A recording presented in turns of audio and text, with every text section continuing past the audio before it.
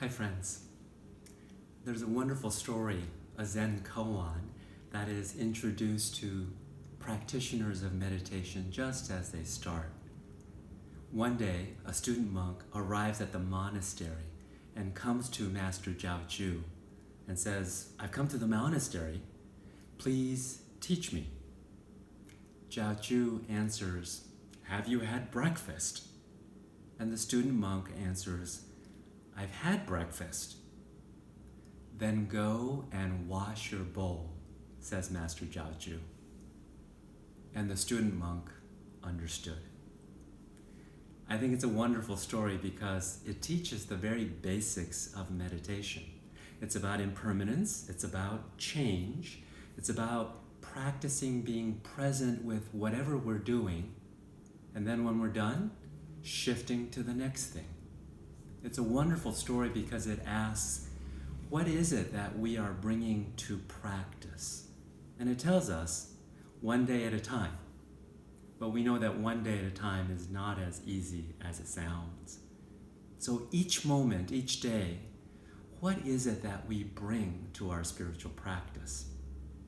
Well, the student arrives at the monastery and he says to the teacher, "Please teach me, what have you got?"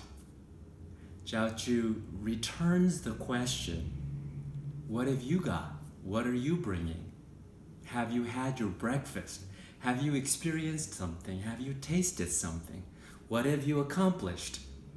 Are you full? Are you empty?" It's a coded language back and forth between the master and the student. And the student says, "Yeah, I've had my breakfast. I've experienced something. I have achieved something. I have something to show for my spiritual improvements along the way." He understands that this is an interview round, and he's brought his spiritual resume.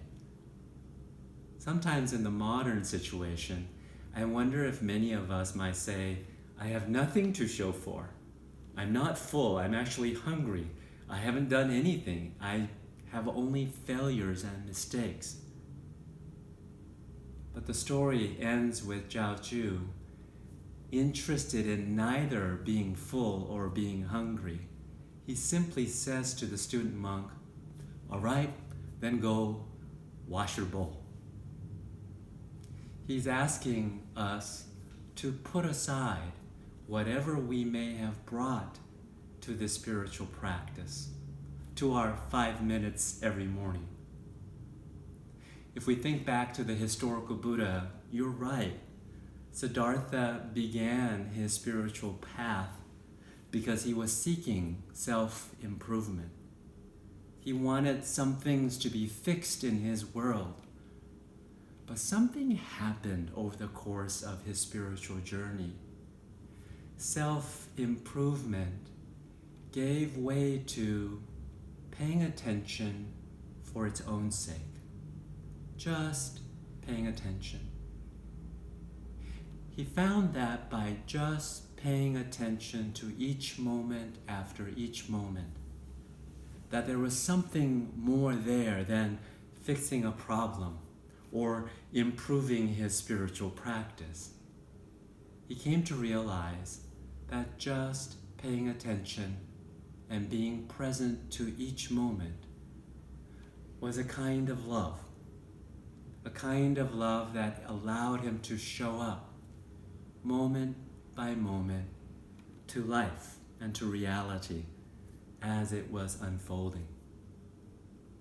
And as he and as you and I continue to practice showing up, loving each moment, each bowl we have to wash, he and we will discover that this present moment unfolding before us holds so much more possibility than we could have imagined. So we show up and we continue to practice.